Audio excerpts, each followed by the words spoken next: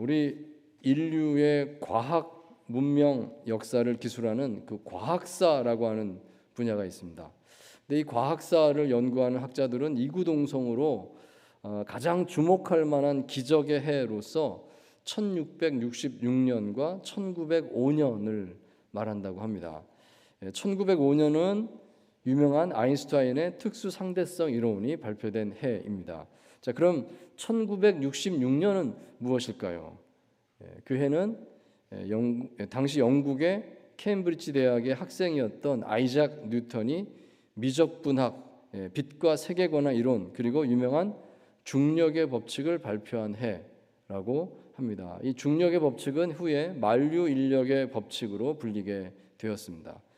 뉴턴은 1966년 한 해 동안에 무려 이 세 가지 이론을 발표를 했습니다. 그런데 여러분 이걸 아십니까?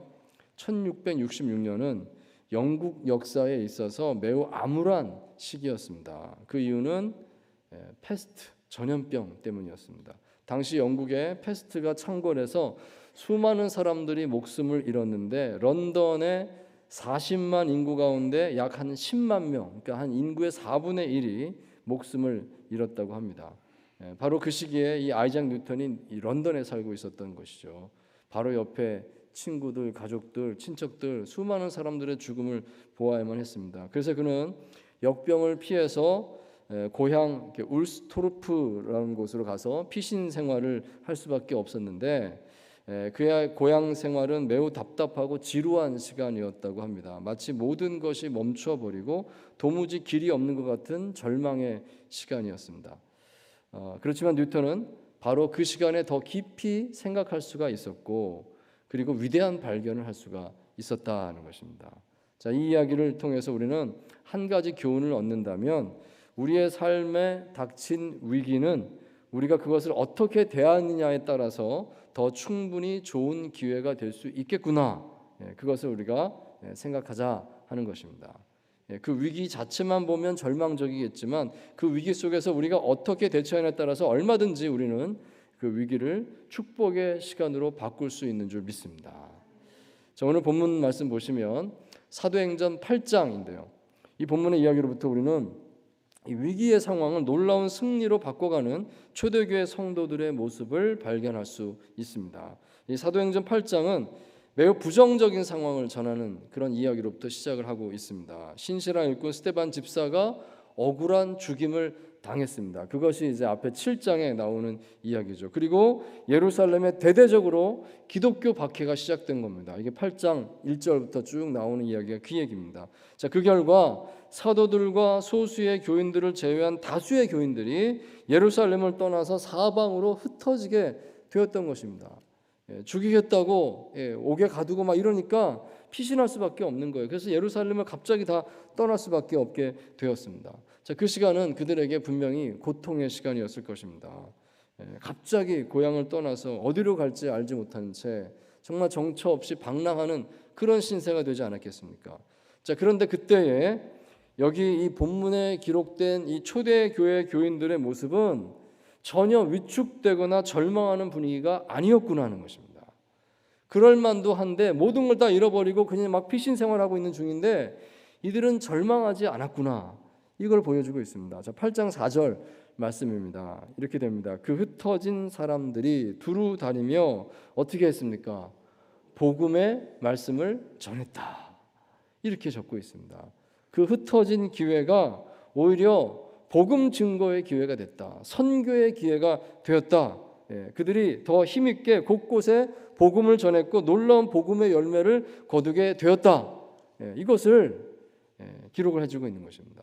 자, 그래서 여기 8장에 두 개의 대표적인 선교 사건을 여기 소개를 하는 것입니다. 하나는 빌립의 사마리아 선교이고요. 그리고 또 하나는 빌립의 에디오피아 관리를 전도한 그 사건이 여기 소개되고 있습니다. 이 두 사건의 공통점은 전부 다 빌립에 의해서 이루어진 일이다 하는 것이고 또 한 가지 공통점은 모두가 다 이방인들을 전도하고 있다는 것입니다. 유대인들 입장에서 봤을 때 그동안 소외되던 이방인들을 적극적으로 전도한 이 사건이 여기 나오고 있습니다. 자, 이런 일들이 기록된 이유는 무엇일까요? 이처럼 그때에 초대교회 교인들이 세상으로 다 흩어졌지만 이렇게 복음 전하고 있었다. 이것을 샘플로 보여주는 것입니다. 초대교회 교인들이 소아시아 전체에 흩어졌는데 이렇게 가는 데마다 복음을 전했고 놀라운 역사가 일어났습니다. 이것을 알려주고 있다 하는 것입니다. 자, 이 모습 보면서 우리는 이런 생각을 해볼 수 있다 하겠습니다. 우리의 삶에도 위기의 상황이 있을 텐데 그 위기 상황을 어떻게 대하느냐에 따라서 우리는 그것을 충분히 축복으로 바꿀 수 있는 줄 믿습니다. 우리는 그 영적인 지혜를 오늘 배워야 되겠습니다. 초대교회 성도들은 대박해라는 그 위기의 물살을 오히려 부흥의 물결로 바꿔서 세상으로 흘려보내는 놀라운 일을 해냈습니다. 오늘 우리도 그렇게 할 수 있을 줄 믿습니다. 오늘 보면 사도행전 8장 이 빌립 집사의 이 선교하는 모습을 통해서 우리는 바로 그 지혜, 위기를 기회로 바꾸는 영적 지혜를 얻게 되기를 원합니다. 자, 두 가지를 함께 살펴보겠습니다. 첫 번째로 위기의 시간에 우리는 하나님의 기도 응답을 더 가까이 확실히 경험하는 확신을 가질 수 있는 줄 믿습니다. 평상시에도 우리는 기도 응답을 받죠. 그렇지만 위기의 순간은 하나님의 응답이 더 가까이 있습니다. 하나님의 응답이 더 생생하게 찾아오는 줄 믿습니다. 그럼으로써 우리는 진정한 기도의 사람으로 성장하게 될 것입니다. 자, 8장 4절에서 8절까지 말씀을 같이 보겠습니다. 8장 앞부분입니다. 4절에서 8절을 같이 읽겠습니다. 시작. 그 흩어진 사람들이 두루 다니며 복음의 말씀을 전할세 빌립이 사마리아 성에 내려가 그리스도를 백성에게 전파하니 무리가 빌립의 말도 듣고 행하는 표적도 보고 한 마음으로 그가 하는 말을 따르더라. 많은 사람에게 붙었던 더러운 귀신들이 크게 소리를 지르며 나가고 또 많은 중풍병자와 못 걷는 사람이 나으니 그 성에 큰 기쁨이 있더라. 아멘. 자, 본문에 보시면 빌립 집사가 먼저 간 곳은 사마리아 성임을 볼 수가 있습니다. 아마도 이 사마리아 지역 가운데 여기는 어디였을까? 세겜이라고 하는 곳이었겠다. 이렇게 추측을 한다고 합니다. 어떻게 해서 구체적으로 빌립이 사마리아까지 가게 됐는지 그 상황은 성경에 나와 있지 않습니다. 아마도 빌립 집사가 기도하는 중에 성령의 인도하심을 받았겠구나. 우리는 추측을 해볼 수가 있을 것입니다. 자, 빌립이 사마리아에 가서 거기서 예수 그리스도를 증거했습니다. 그러자 사마리아 사람들이 빌립의 말씀을 들었다 하는 것입니다. 성령께서 도와주신 것이죠. 빌립의 말씀을 들었습니다. 그리고 또 표적이 나타났습니다. 이 표적을 보고 예수님을 온전히 믿었다라고 여기 기록을 하고 있습니다. 그 표적이라는 것이 무엇인가? 7절에 보시면 그 예를 들어서 보여주죠. 귀신이 나갔습니다. 중풍병자가 나았습니다. 걷지 못하던 사람이 걷는 기적이 일어났습니다. 빌립이 가서 말씀을 전하는 그때에 그 순간에 많은 병자들이 와서 치유받는 놀라운 일들이 그 자리에서 일어났었다는 것입니다. 자, 그 결과 8절 말씀 그 성에 큰 기쁨이 있었더라 기록을 하고 있습니다. 자, 빌립의 이 사마리아 성 전도가 엄청난 부흥으로 이어졌다 하는 것입니다. 자, 이것은 성령의 강력한 도우심이 분명했습니다. 성령께서 그렇게 하신 것입니다. 자, 그러자 14절 이하에 보시면 예루살렘 교회에서 그 소식을 듣습니다. 그래서 사마리아 사람들이 이렇게 변했다, 이런 회심이 있다. 사도 베드로와 요한을 파송을 하게 됩니다. 이건 정말 놀라운 일이 아닐 수 없죠. 당시 예루살렘 교회의 리더들입니다. 베드로와 요한, 그들은 예루살렘 교회의 핵심 인물입니다. 근데 이들이 직접 왔습니다. 그만큼 이 사마리아 성의 이 부흥은 놀라운 일이었다는 것입니다. 예루살렘 성의 지도자가 직접 와서 방문을 하고 확인을 했다는 것입니다. 자, 여기 15절 16절 말씀 보시면, 여기 특별히 15절 보시면 이 베드로와 요한은 이 사마리아인들을 향해서 그들이 성령 받기를 기도했다라고 되어 있습니다. 정말 와서 보니까 이들에게 꼭 필요한 것은 성령이로구나. 이들이 성령을 받아야 되고 이것을 확실하게 알게 된 것이죠. 그래서 그 가운데서 성령 받기를 위해서 기도를 했습니다. 자, 그러자 사마리아에 놀라운 성령 강림 사건이 일어나게 됩니다. 사마리아 사람들이 성령을 받았더라. 이 사건이 얼마나 놀라웠는지 어떤 사람이 나에게도 그런 능력 주십시오, 돈 주고 사겠다, 이런 해프닝이 나오고 있거든요. 물론 그 사람은 크게 꾸지람을 받았습니다만은 얼마나 놀라운 일이 일어났는가 하는 것을 이렇게 증명을 해주고 있는 것입니다.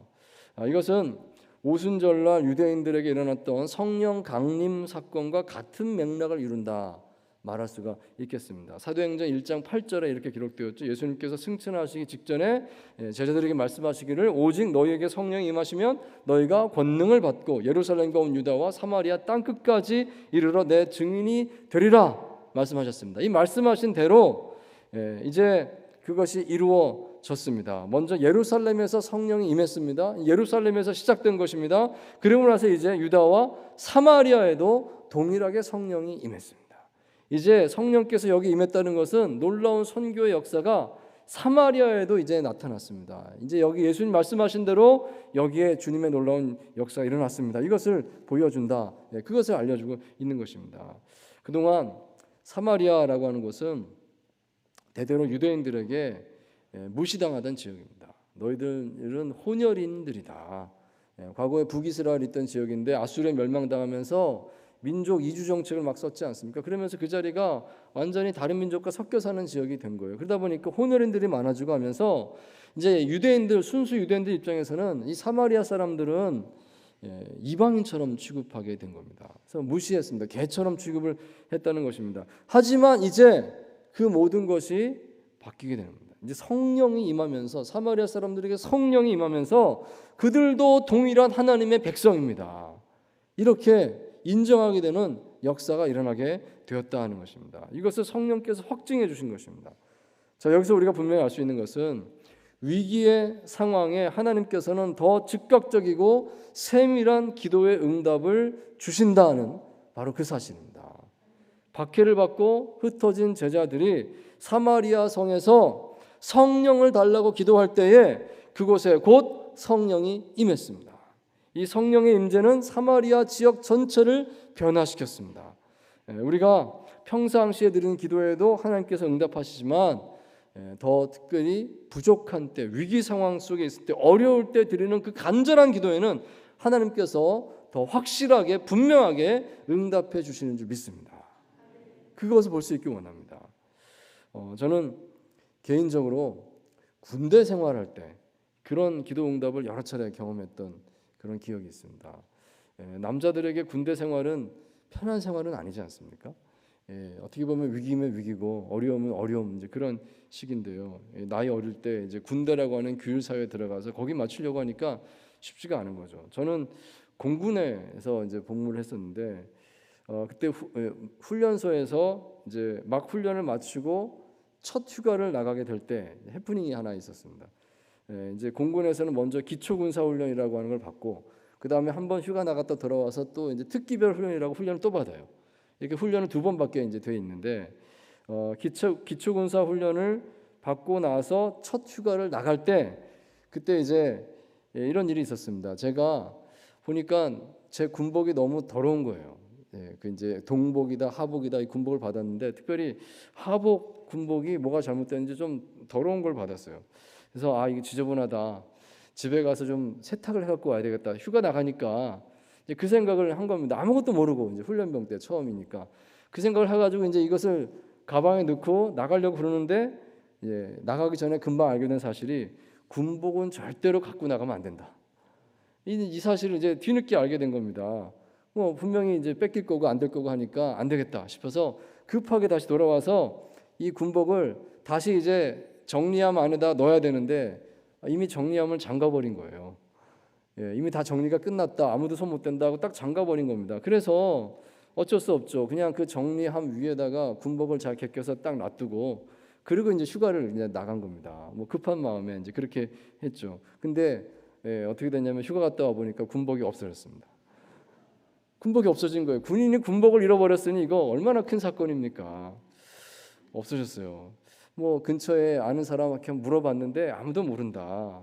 누구도 본 적이 없다. 이렇게 되니까 동네방네 나 잃어버렸다고 소문낼 수도 없고 그러면 더 안 좋게 되니까 이제 혼자서 고민을 하게 된 겁니다. 지금은 동복 입는 시즌이라 괜찮지만 이제 머지않아 하복을 입게 됐을 때 이제 큰일이 날 것이었습니다. 너는 군복도 없냐? 그러면서 군대에서 이제 처음부터 고생을 아주 심하게 하게 되는 이제 그런 상황이 된 거죠. 그래서 제가 할 수 있는 최선은 기도밖에 없었습니다. 정말 기도밖에 없었습니다. 누구한테 말할 데가 없는 거예요.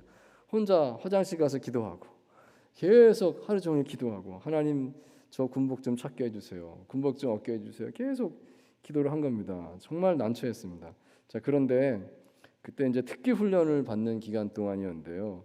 그 기간 동안에 한 번은 제가 쓰레기 소각장 청소당번이 됐습니다.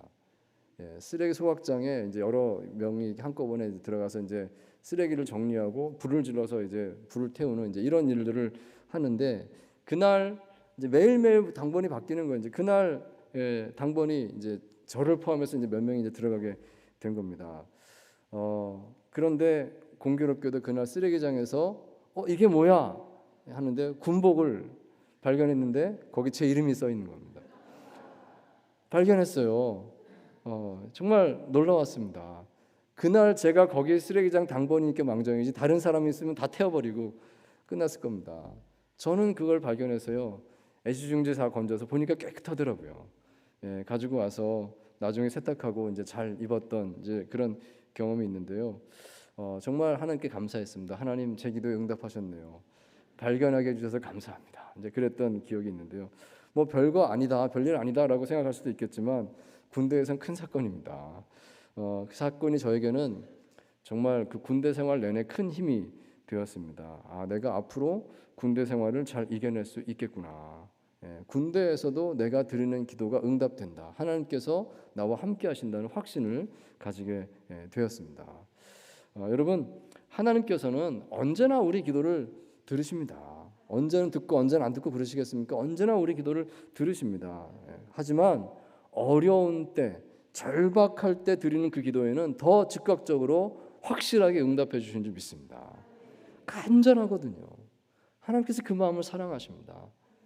그때 정말 기도가 응답될 때 우리는 진짜 기도를 배우게 됩니다. 인내와 확신으로 기도하는 마음을 알게 되는 것이고 기도 응답의 확신을 비로소 더 뚜렷하게 가지게 되는 것입니다.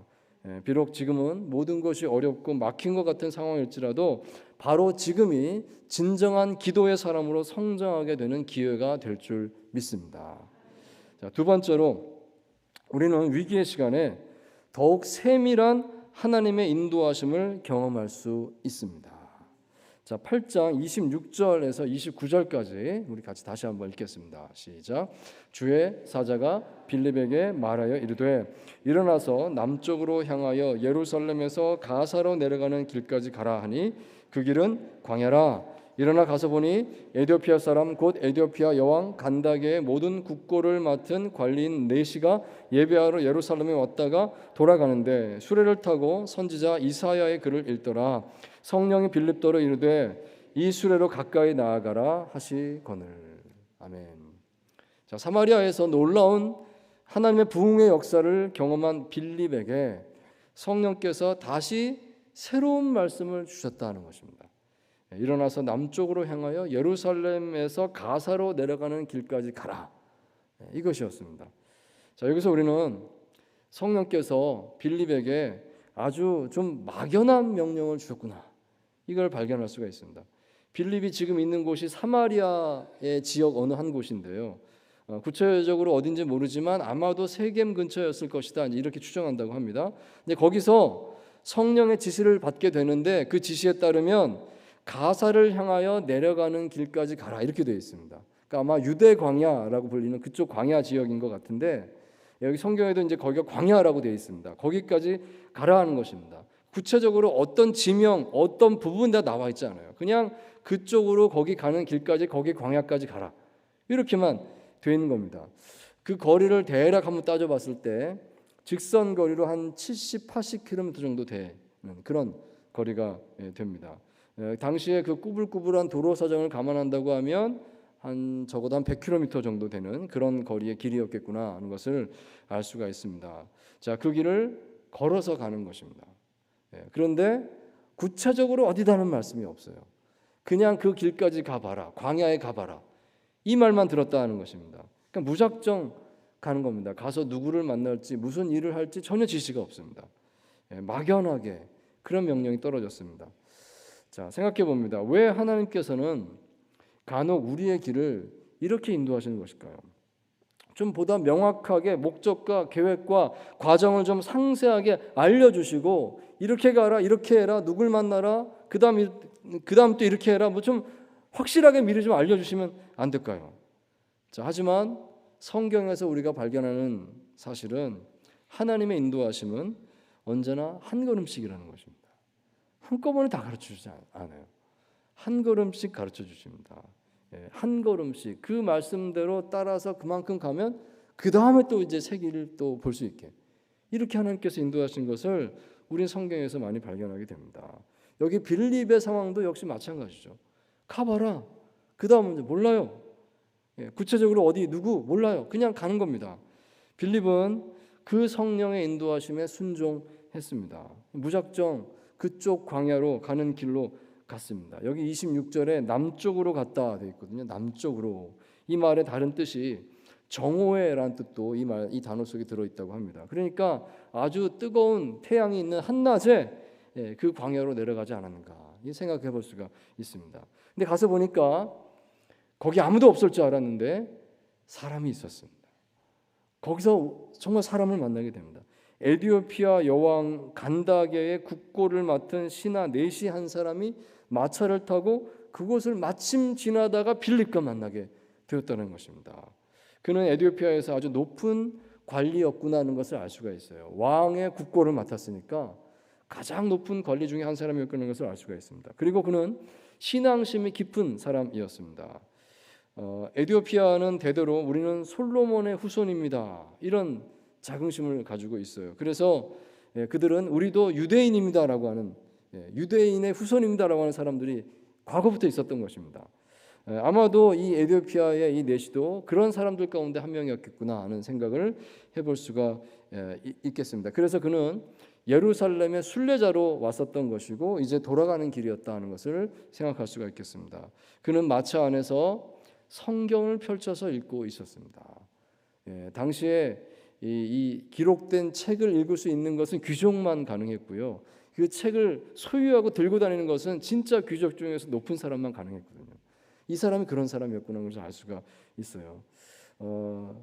그때 성령께서 빌립에게 말씀을 하셨습니다. 저기 수레가 보이지? 저 수레로 가까이 가라. 이런 말씀이었습니다.